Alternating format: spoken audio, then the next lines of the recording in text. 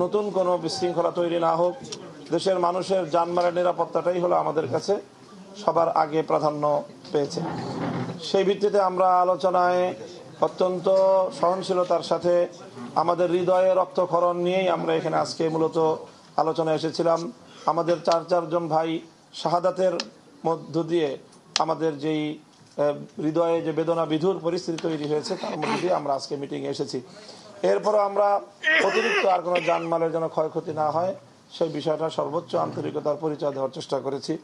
সেক্ষেত্রে আমাদের সাথে যে কথাগুলো হয়েছে তার মধ্যে প্রধান যে বিষয়টা, যে এখানে গত রাতে যে ঘটনা ঘটেছে এটাকে আমরা লক্ষ্য করেছি যে অনেকেই এটাকে দুই পক্ষের সংঘর্ষ বলে অভিহিত করেছেন। এটাকে আমরা স্ট্রিক্টলি বলেছি এবং সকল উপস্থিত সদস্যবৃন্দ সকলেই এই ব্যাপারে একমত হয়েছেন, যেটা কোনোভাবেই সংঘর্ষ ছিল না, বরং রাতের অন্ধকারে অতর্কিতে এক পক্ষের হামলা ছিল। এটা ঘুমন্ত মানুষদের উপর সেখানে হামলা ছিল। হামলা চালিয়ে এক পক্ষের অর্থাৎ সাতপন্থী লোকেরা তারা এখানে হামলা চালিয়ে আমাদের নিরীহ লোকদেরকে হতাহত করেছে, খুন করেছে এবং অসংখ্য মানুষকে তারা সেখানে জখম করেছে। কাজেই এই বিষয়টা একেবারেই স্পষ্ট যে এটা কোনো সংঘর্ষ ছিল না, এটা ছিল একপক্ষীয় হামলা।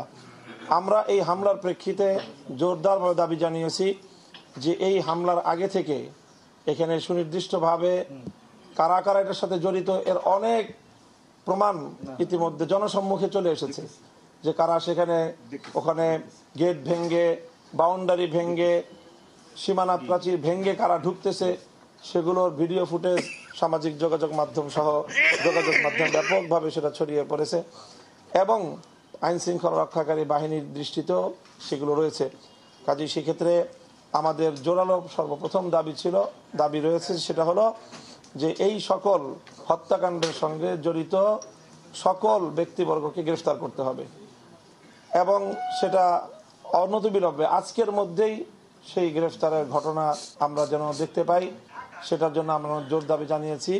এবং আমাদের সাথে আইন শৃঙ্খলা রক্ষাকারী বাহিনী সহ মাননীয় স্বরাষ্ট্র উপদেষ্টা তিনি আমাদেরকে আশ্বস্ত করেছেন যে আইনানুগ ব্যবস্থা গ্রহণ করতে ওনারা কোনোভাবেই কাল বিলম্ব করবেন না এবং কোনো অপরাধী ছাড় পাবে না। আমরা তাদের এই আশ্বাসের উপর আমরা আস্থা রাখতে চাই। সেই সঙ্গে আমাদের সাথে কথা হয়েছে যে এখন মাঠে যে উদ্ভূত পরিস্থিতি তৈরি হয়েছে সেই মাঠে তারা জোরপূর্বক ঢুকে পড়েছে সাতপন্থীরা। আইন শৃঙ্খলা রক্ষাকারী বাহিনী সরকারের সিদ্ধান্ত সব কিছুকে চ্যালেঞ্জ জানিয়ে সব কিছুকে তারা ভায়োলেট করে তারা সেখানে জোরপূর্বক সন্ত্রাসী কায়দায় তারা সেখানে প্রবেশ করেছে। সেই মাঠ তারা ছেড়ে দিয়েছে এবং ইতিমধ্যে আইন শৃঙ্খলা রক্ষাকারী বাহিনীর পক্ষ থেকে সেখানে 144 ধারা জারি করা হয়েছে। তো আমরা মনে করি যে পরিস্থিতি নিয়ন্ত্রণের জন্য যে পদক্ষেপ নিয়েছে আমরা সেই পদক্ষেপের সাথে আমরা তাদেরকে সহযোগিতা করার আশ্বাস দিয়েছি। তবে সেখানে ইজতেমার মাঠে যেহেতু আমাদের আলেমুল আমাদের নেতৃত্বেই আজ প্রায় 7 বছর ধরে ইজতেমার মাঠ সারা বছর পরিচালিত হয়, শুধুমাত্র তাদের সাতপন্থীদেরকে ইজতেমা করার জন্য সিদ্ধান্তের আলোকে 4-5 দিনের জন্য তাদেরকে মাঠ দেওয়া হয় এবং তারা মাঠ ইজতেমা শেষে আবার প্রশাসনের মাধ্যমেই আবার আমাদের কাছে আলেমুল আমাদের কাছে মাঠ হস্তান্তর হয়। সেই হিসাবে